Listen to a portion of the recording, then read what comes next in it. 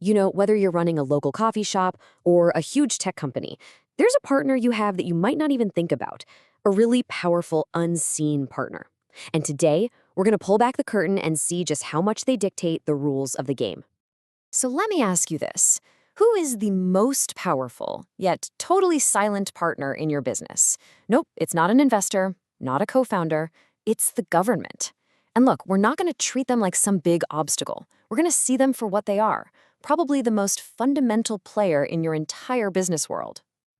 Yeah, this partner, they're the ones setting the rules for everybody. They literally shape the entire environment your business has to live and operate in. Think about it like this. Government policies, they're basically the architects of the whole business playing field. All those regulations, on taxes, trade, labor, even environmental stuff, they're the ones drawing the lines. They define your boundaries, but also your opportunities, and yeah, your challenges too. But here's the thing. These policies are not a one-way street. They can be a massive tailwind, pushing your business forward at incredible speed, or they can be a huge headwind, making it feel like you're fighting just to stay still. And this really breaks it down, doesn't it? On one hand, you've got supportive policies. These are the ones creating opportunities, making you feel confident enough to take a risk, and pulling in investment. But on the other side, you've got the restrictive ones, and they do the exact opposite. They put up roadblocks, they slow down growth, and they can make the whole market feel unstable. So what does a supportive policy actually look like in the real world? Well, it's things like tax incentives that save you real money. It's government programs that actually fund startups. Or, and this is a big one, simplified licensing that lets you skip the nightmare of red tape. It's all about creating an environment where businesses can actually, thrive. And then there's the flip side. Restrictive stuff can be just as impactful, but in a bad way. I'm talking about regulations that are so complicated they can just choke a small business right out of existence. And political instability? Forget about it. How can you possibly plan for the future or even think about innovating when you have no idea what's coming next? Okay, that's the theory. But let's get concrete with a real-world example.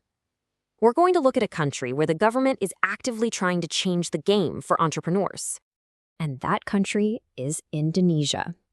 They've launched this really ambitious national effort to build up their startup scene and basically unleash a whole new generation of entrepreneurs. Okay, so there are two key initiatives you really need to know about. First is something called the Online Single Submission System, or OSS, and the second is a program called the Gerakan Nasional Seribu Startup Digital. These are literally the tools the government is using to reshape the entire business landscape. So that OSS system, its power is in just how simple it is.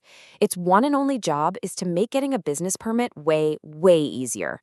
And listen, if you've ever been buried in paperwork, you know what a total game changer that is. We're talking about taking a machete to all that red tape. And the result? It's huge. These kinds of programs create this really positive ecosystem. It's not just about helping one or two startups. It's about pushing forward massive national goals, like making the economy more diverse and speeding up the whole country's digital transformation.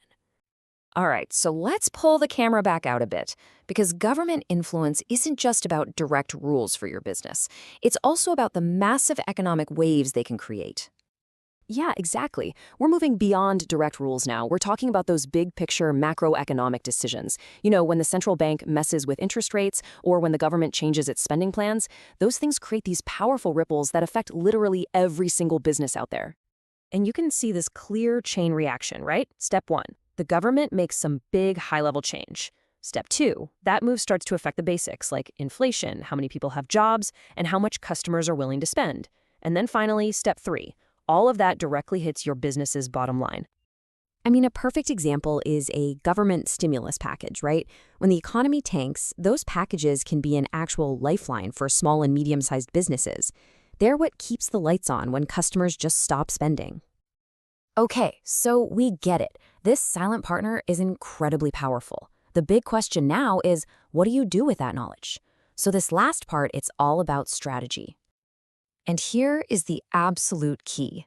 Understanding all this stuff isn't just about making sure you follow the rules and tick all the boxes. No. It's about getting a real strategic advantage. It's about being proactive instead of always being reactive. So think of this as your strategic playbook. First, you've got to stay aware. Keep an eye on what policy changes might be coming down the pike. Second, plan proactively. Use what you know to get ahead of things. Third, align your own strategy with what's happening in the broader economy. And fourth, and maybe most importantly, be ready to jump on the opportunities that these reforms create. And really, this quote just nails it. A deep understanding of government influence lets you anticipate change and seize opportunities. That's how you turn this silent partner from something you have to deal with into a genuine asset for your business. So I'll leave you with this final crucial question. The rules of the game are always changing, that's a guarantee. So is your strategy ready for the next shift?